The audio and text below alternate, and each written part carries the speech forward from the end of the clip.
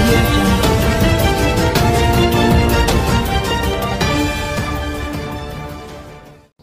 Media మిత్రులందరికీ నమస్కారం.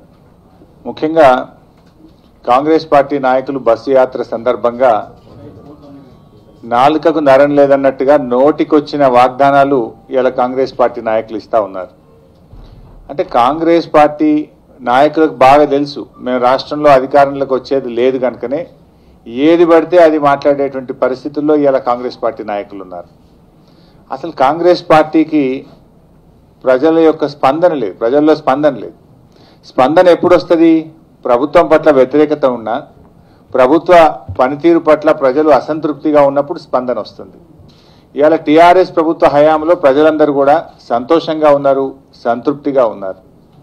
అయినా కాంగ్రెస్ పార్టీ 2009 ఎన్నికల మేనిఫెస్టోలో వాళ్ళు పెట్టిన అంశాల్లో ఏ ఒక్కటైనా అమలు చేశారా అని నేను అడుగుతా ఉన్నా కాంగ్రెస్ పార్టీ నాయకులను. అంటే మీరు చెప్పే మాటల్ని ఎట్లా నమ్మాలి ప్రజలు? ఇది మీ 2009 ఎన్నికల మేనిఫెస్టో. నేను ఉత్తమ్ కుమార్ రెడ్డి గారిని అడుగుతున్నా, మీరు కూడా ఆ రోజు కాంగ్రెస్ ప్రభుత్వంలో మంత్రిగా ఉన్నారు. మంత్రిగా ఉన్న ఉత్తమ్ కుమార్ రెడ్డి గారు మీరు ఎన్నికల మేనిఫెస్టోలో చెప్పిన దాంట్లో ఒక్కటైనా అమలు చేశారా? ఏ ఒక్కటి అమలు చేయని మీ మేనిఫెస్టోనే సాక్ష్యం.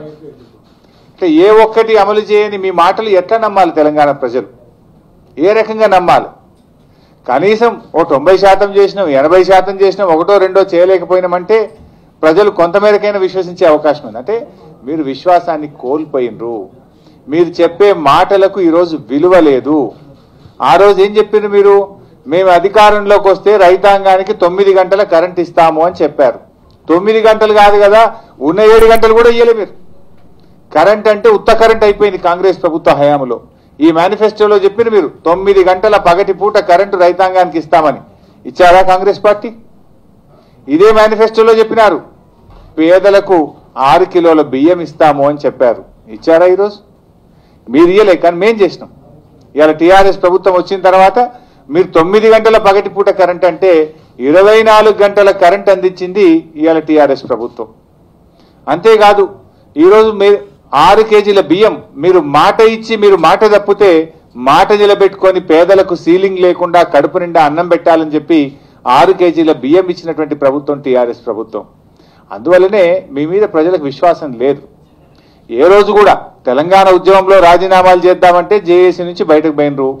త్యాగాలకు వెనుకడుగు, రాజీనామాలకు వెనుకడుగు, మేనిఫెస్టోలో చెప్పిన దాన్ని ఏ ఒక్కటి కూడా అమలు చేయనటువంటి పార్టీ మీ యొక్క కాంగ్రెస్ పార్టీ. ప్రతి అంశాన్ని అమలు చేసిన పార్టీ టీఆర్ఎస్ పార్టీ.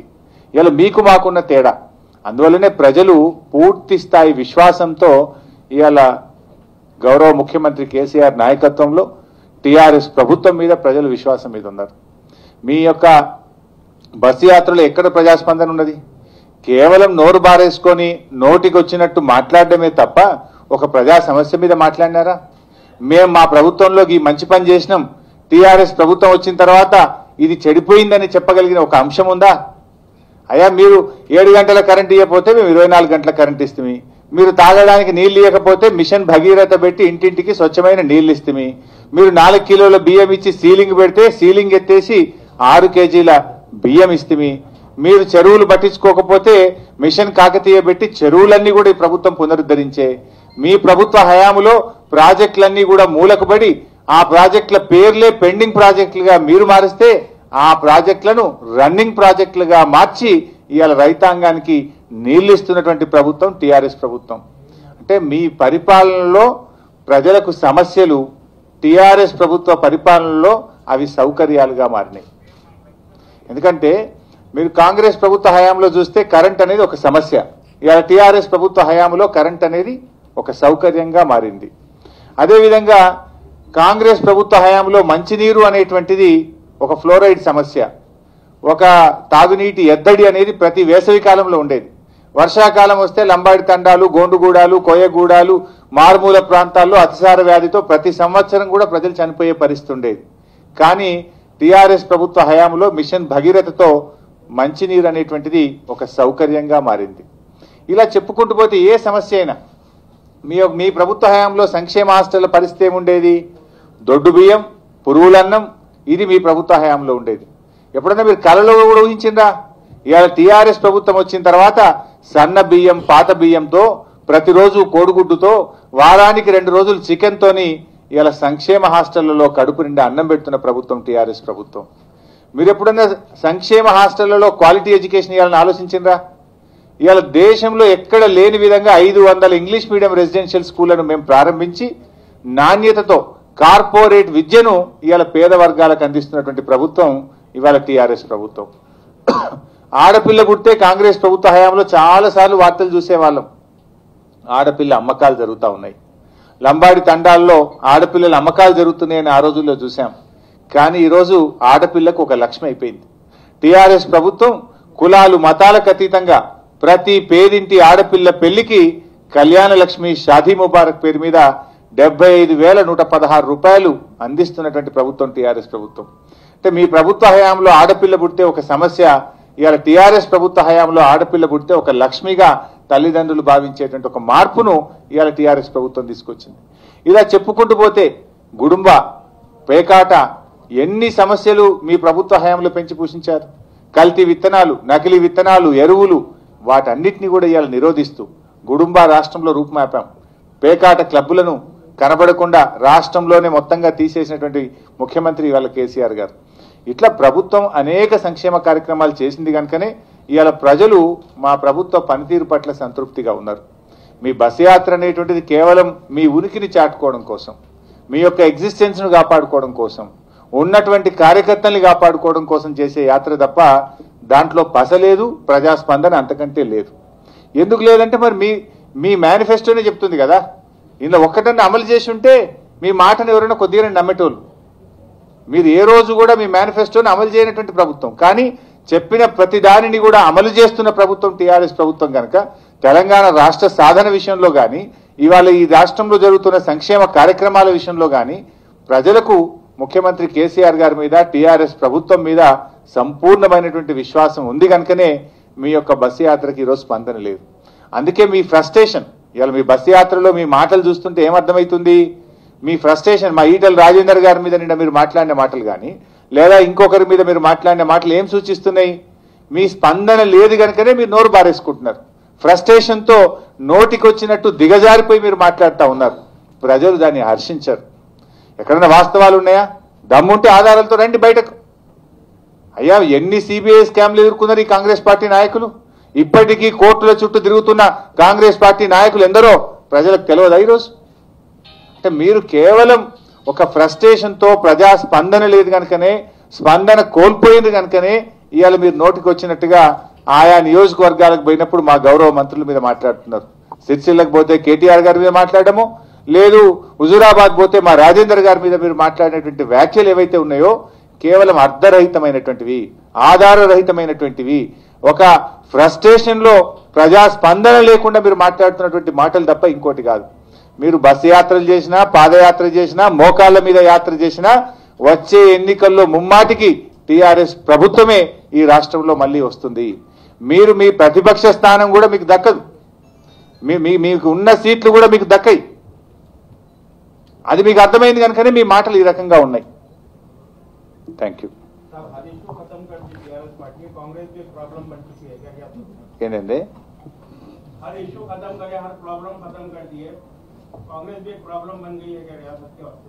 कुछ प्रॉब्लम ही नहीं है हमारे को. कांग्रेस एक प्रॉब्लम बन गई है क्या? नहीं, प्रॉब्लम की बात नहीं है. वो लोग जाके जो कुछ भी बात करे तो नहीं चलेगा ना. है सो बात हम भी बताना पड़ेगा जनता को. उनकी मैनिफेस्टो दिखा के बता रहा हूँ. इसमें आप बहुत कुछ बोले, आप पावर में है, 5 साल है, इसमें एक तो भी अमल नहीं करे ना आप लोग. आप अमल नहीं करे, लेकिन हम अमल करके दिखाए. इसमें आप जो बात बोले आप भूल गए. आप ఏమంటారు, ఓడ దాటిదాకా ఓడమల్లప్ప, ఓడ దాటినాక బోడమల్లప్ప అన్నట్టు ఓట్ల ముంగట మాటలు చెప్పిండ్రు, గద్దెనెక్కినాక చెప్పిన మాటలు మర్చిండ్రు మీరు. కానీ మీరు మరిచిన మాటల్ని మేము అమలు చేసి చూపించినామని చెప్తున్నాను నేను. బడ్జెట్ సమావేశాలు జరుగుతున్నాయంటే ఎండిపోయినటువంటి పంట చేన్లు, కందిళ్ళు, ఖాళీ నీటి బిందెలతోనే అసెంబ్లీ సమావేశాలకు వచ్చేవారు. ఈ శాసనసభ చరిత్రలో మీరు చూస్తే ఎప్పుడైనా బడ్జెట్ సమావేశాలు వేసవి కాలంలో కరెంటు గురించి మాట్లాడకుండా, మంచినీళ్ల గురించి మాట్లాడకుండా సభలు జరుగుతున్నాయంటే అది టీఆర్ఎస్ ప్రభుత్వ హయాంలో జరుగుతుంది. పోయిన గత కాంగ్రెస్ ప్రభుత్వ హయాంలో, టీడీపీ ప్రభుత్వ హయాంలో 60 ఏళ్లలో కరెంటు గురించి మాట్లాడకుండా బడ్జెట్ సమావేశాలు జరిగినాయి. మంచినీటి సమస్య గురించి మాట్లాడకుండా బడ్జెట్ సమావేశాలు జరిగినాయి ఈ 60 ఏళ్ల ఈ శాసనసభ చరిత్రలో. అంటే అది కేవలం టీఆర్ఎస్ ప్రభుత్వ హయాంలో. That is the difference we made. KCR గారు ఫెడరల్ ఫ్రంట్ ప్రకటన తర్వాత ప్రధానంగా మీ పైన కొన్ని కామెంట్స్ వస్తున్నాయి.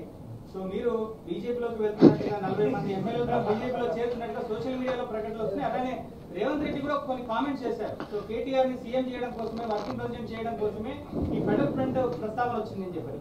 ఇప్పుడు నవీన్ గారు అది వచ్చింది మీ టీవీ పేరు మీదనే వచ్చింది. అది మీరే చెప్పాలి ఇప్పుడు నాకు. ఎందుకంటే సోషల్ మీడియాలో ఏబిఎన్ టీవీ అనే పేరు పెట్టి మార్ఫింగ్ తోని సోషల్ మీడియాలో పెట్టిండు. మరి నిజంగా అది మీ టీవీలో టెలికాస్ట్ అయిందా? కాలేదు. కాకుండా మీ టీవీ పేరు పెట్టి ఎవడో సోషల్ మీడియాలో దాన్ని పెడితే వెంటనే అతని మీద చర్య తీసుకోవాలని ఏబిఎన్ టీవీ తరఫున మీరు కేసు పెట్టాలి కదా. నేను ఆల్రెడీ నిన్ననే మన రాష్ట్ర డీజీపీ మహేందర్ రెడ్డి గారికి ఆదేశం ఇచ్చిన, దీని మీద ఎంక్వైరీ చేసి ఈ పోస్ట్ ఎవడు పెట్టిండో వెంటనే వాడి మీద చర్య తీసుకోండి, వాడిని జైల్లో పెట్టండి అని చెప్పి కూడా నిన్ననే డీజీపీ మహేందర్ రెడ్డి గారు చెప్పారు. మీ ఛానళ్ళు కూడా మిస్యూజ్ చేస్తున్నారు వాళ్ళు. అంటే కొంతమంది ఈ రాష్ట్రంలో ఏమైపోయిందంటే రాజకీయ లబ్ధి కోసం లేదా వివిధ రాజకీయ పార్టీలు ఈ రకమైనటువంటి దుష్ప్రచారాన్ని కొనసాగిస్తున్నాయి. ఏ రకంగా పెట్టారండి వాళ్ళు? ఏ బేసిస్లో పెట్టినారు? అందుకే నేను మహేందర్ రెడ్డి గారు కూడా చెప్పిన, ఈ రకంగా తప్పుడు ప్రకటనలు ఎవరైతే సోషల్ మీడియాలో పెడుతున్నారో, అవాస్తవాలను గోబల్స్ ప్రచారం చేయడం ద్వారా ప్రజల్లో కన్ఫ్యూజన్ క్రియేట్ చేస్తున్నారో, ఈ రకంగా ఈ సోషల్ మీడియాను దుర్వినియోగం చేసే వారిపైన ఎంక్వైరీ చేసి జైల్లో పెట్టండి, కటకటాలు లెక్కించే విధంగా కఠినమైన చర్యలు తీసుకోవాలని చెప్పి నేను నిన్ననే డీజీపీ మహేందర్ రెడ్డికి ఆదేశం ఇచ్చినాం. భవిష్యత్తులో ఎవరైనా ఇలాంటి పిచ్చి ప్రకటనలు, పిచ్చి సోషల్ మీడియాలు ఇలాంటివి పెడితే కూడా తప్పకుండా జైలు ఊచలు లెక్క పెట్టాల్సి వస్తుందని నేను హెచ్చరిస్తున్నా. ఎందుకంటే నేను ఒక్కసారి కాదు 100 సార్లు చెప్పిన, నా పుట్టుక టీఆర్ఎస్లోనే, నా చావు టీఆర్ఎస్లోనే. దాంట్లో ఎన్నడూ కళల్లో కూడా ఎవడు ఇలాంటి ఆలోచన కానీ ఇటువంటి ఊహ కూడా ఊహించడానికి అవకాశం ఉండదు. హరీష్ రావు విషయంలో మేము ఉద్యమాల్లో నుంచి వచ్చినటువంటి వాళ్ళం, త్యాగాల మీద వచ్చినటువంటి వాళ్ళం, గడ్డిపోచర్లాగా కేసీఆర్ గారి మాట మీద పదవులకు రాజీనామాలు చేసినటువంటి వాళ్ళం. మంత్రి పదవికి రాజీనామా చేసినాం, 2 సార్లు ఎమ్మెల్యే పదవికి రాజీనామా చేసినాం, జైళ్లలో పోయినటువంటి వాళ్ళం. ఇలా మాకు త్యాగాలు తెలుసు తప్ప ద్రోహాలు తెలిసినటువంటి పార్టీ కాదు, కుటుంబం కాదు మాది. అటువంటి ఆలోచన ఎవరైనా పెట్టుకుంటే వాళ్ళు విరమించుకోవాలని చెప్పి అటువంటి పిచ్చి ఆలోచనలు, పిచ్చి ప్రేరేపణలు చేస్తే మాత్రం తప్పకుండా రాబోయే రోజుల్లో మీరు చట్టపరమైన చర్యలకు సిద్ధపడాలని కూడా హెచ్చరిస్తున్నా. అసెంబ్లీకి సంబంధించి ఇప్పుడు ఎల్లుండి 12వ తేదీ అసెంబ్లీ సమావేశాలు ప్రారంభం కాబోతా ఉన్నాయి. ఈ అసెంబ్లీ సమావేశాల్లో ముఖ్యంగా ప్రభుత్వం ఇప్పటివరకు మీరు చూసిండ్రు, ఎప్పుడైనా ఇది కూడా చరిత్ర తిరగరాసింది టీఆర్ఎస్ పార్టీ. అసెంబ్లీ సమావేశాల్లో ఇంతకుముందు ఏముంటుండే, సమావేశాలు పెట్టాలని ప్రతిపక్షాలు పారిపోయే ప్రభుత్వాలను చూసాం గతంలో. కానీ సమావేశాలు ఎక్కువ రోజులు నడిపితే ప్రతిపక్షాలు పారిపోయిన చరిత్ర ఈ సభకే దక్కింది, టీఆర్ఎస్ ప్రభుత్వానికే దక్కింది. ఏ అంశమైనా మాట్లాడతాం, ఎన్ని రోజులైనా మాట్లాడతామని చర్చించగలిగిన దమ్ము, ధైర్యం, సత్తా ఉన్న ప్రభుత్వం టీఆర్ఎస్ ప్రభుత్వం. బడ్జెట్ సమావేశాల్లో కూడా లోతైనటువంటి చర్చ జరగాలని మేము కోరుకుంటున్నాం. మీరు ఇంకో విషయం, మా మీడియా మిత్రులను కూడా నేను కోరుతున్నా, మీరు అసెంబ్లీ రికార్డ్స్లో చూడండి, ఒక 20 ఏళ్ళు, ఒక 30 ఏళ్లలో ఎప్పుడన్నా బడ్జెట్లో సమావేశాల్లో పద్దుల మీద ఎప్పుడైనా చర్చ జరిగిందా? అసలు నిజంగా శాసనసభ యొక్క విధి ఏంది? మీ పద్దుల మీద మంచి చర్చ జరిగి మంచి సూచనలతో ఒక్కొక్క పద్దును పాస్ చేసుకోవడం అనేటువంటిది అసెంబ్లీ యొక్క నిజమైనటువంటి బాధ్యత. ఎప్పుడు జరగలేకపోయినా 30 ఏళ్లలో. కానీ టీఆర్ఎస్ ప్రభుత్వ హయాములో ప్రతి పద్దు మీద చర్చ జరిపి 1 గంట రాత్రి దాకా, 2 గంటల రాత్రి దాకా కూడా మా మంత్రులు డీటెయిల్డ్గా అడిగిన ప్రశ్నకు సమాధానం చెప్పినటువంటి ప్రభుత్వం ఇవాళ టీఆర్ఎస్ ప్రభుత్వం. అంటే సభ, ఇంతకుముందు సభ అంటే ఎట్లుండేది, పోడియంలోకి రాగానే సభ వాయిదా పోవడం. కానీ సభ ఖచ్చితంగా జరగాలి. సభ ఉన్నది వాయిదాల కోసం కాదు, చర్చల కోసం ఉంది. ప్రజా సమస్యల చర్చ కోసం ఒక వేదిక ఈ శాసనసభ. ఎవరు ఏ ప్రశ్న అడిగినా, ఎవరు ఏది అడిగినా కూడా సమాధానం చెప్పడానికి టీఆర్ఎస్ ప్రభుత్వం సిద్ధంగా ఉంది, మా మంత్రులు సిద్ధంగా ఉన్నారు, గౌరవ ముఖ్యమంత్రి గారు కూడా సభలోనే ఉంటున్నారు.